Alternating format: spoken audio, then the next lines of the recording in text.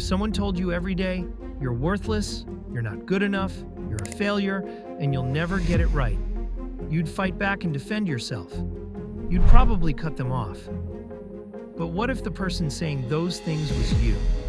Not out loud, just quietly, inside your head, on repeat? When it's you telling yourself you're not smart enough, not strong enough, not worth it. At first, it might sound like honesty, like you're just being real with yourself. But here's the truth your brain won't tell you is, it believes every word you say. It turns out, your brain doesn't know the difference. That voice in your head, it isn't harmless. The words you say to yourself repeatedly become the way you see yourself. And over time, they shape your mind, your mood, your choices, and even your future. Negative self-talk might seem harmless, even normal at times, but it isn't just emotional. It's physical. It changes how your brain works. So today, we're talking about negative self-talk. Where does it come from? What it does to you neurologically, emotionally, physically, and most importantly, how to break the cycle. Because that voice in your head, it doesn't have to stay the same. Long before the term self-talk existed, ancient cultures knew words had power. People already understood that words don't just describe what we feel, they create it. In ancient Egypt, spoken curses weren't feared because of magic spells.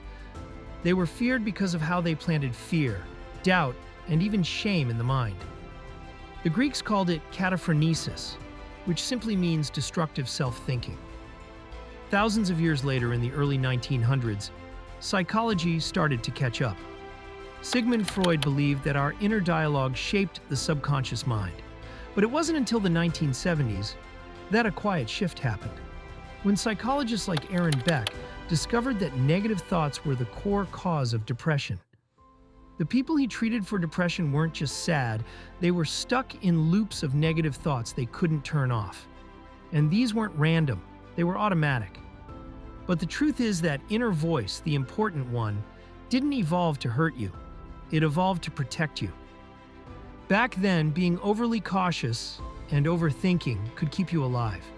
Expecting the worst helped people survive. But in today's world, that same voice often holds you back and wears you down. And before you know it, it starts to sound like the truth. Here's where things get technical. Your brain is always listening, and it doesn't care whether the voice it hears is coming from the outside or inside. So when you say something like, "I'm so stupid," or "I always mess things up," your brain doesn't argue. It just records it. Modern fMRI scans show that negative self-talk activates the same regions as physical pain, particularly the anterior cingulate cortex, which means even one harsh thought can spike cortisol, the stress hormone, and cause you pain like an injury would. Your mind reacts to self-criticism the way it would react to a punch. Your heart rate increases and your immune system weakens over time. And what's worse is if you keep repeating these thoughts, the brain starts building a path around them and forms a neural loop, reinforcing the belief and making it harder to unlearn. It's called Hebbian learning. It's the idea that neurons that fire together, wire together. So the more you say something, the more automatic it becomes, until eventually you don't even question it. I'm not good enough. This is just who I am. But the good news is, if the brain can wire itself that way, it can also learn to wire itself back. Science has been quietly tracking what negative self-talk does to the brain and to the body because we don't always see the damage right away. People who constantly criticize themselves harshly actually show reduced gray matter in the areas of the brain that control motivation and planning. In simple terms, it gets harder to get things done because your thoughts are in the way.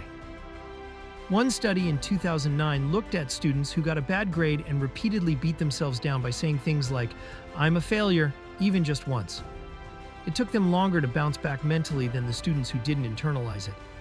Unfortunately, the impact doesn't stop at the mind.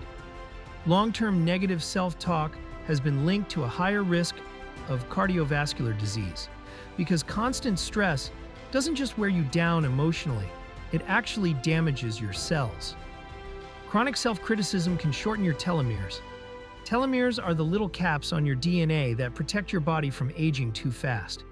So when you keep telling yourself you're not good enough, it's not just a bad habit. It's a slow erosion of energy and health. Your words are changing your biology and aging your brain. Negative self-talk doesn't just live in your mind, it leaks into your body too. The tension in your shoulders, that tightness in your chest, or the way sleep starts to slip away, no matter how tired you feel.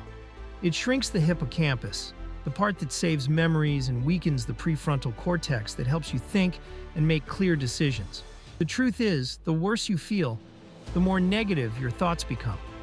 The more negative you get, the worse your brain performs. And the worse your brain performs, the easier it is to believe those thoughts.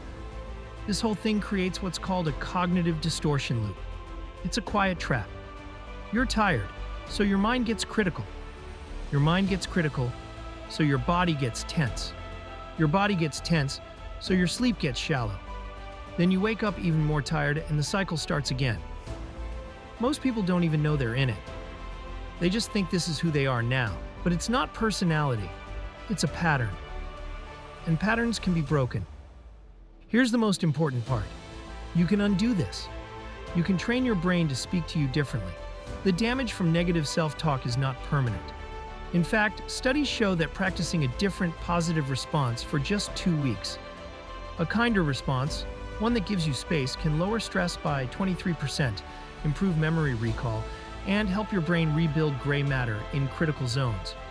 You don't have to fake confidence. You don't even have to fully believe the new thought yet. You just have to interrupt the old one.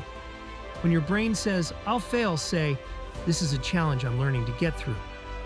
That tiny shift, just that small reframe, changes the chemical response in your brain and ultimately how your brain processes the moment. And you can pair it with things that anchor you. You can practice gratitude once a day instead of once a year at Thanksgiving. These things don't fix everything overnight, but they remind your brain we don't have to live in survival mode anymore. The same way the old ones were built, thought by thought, word by word, repetition by repetition. Your brain begins to rewire for resilience.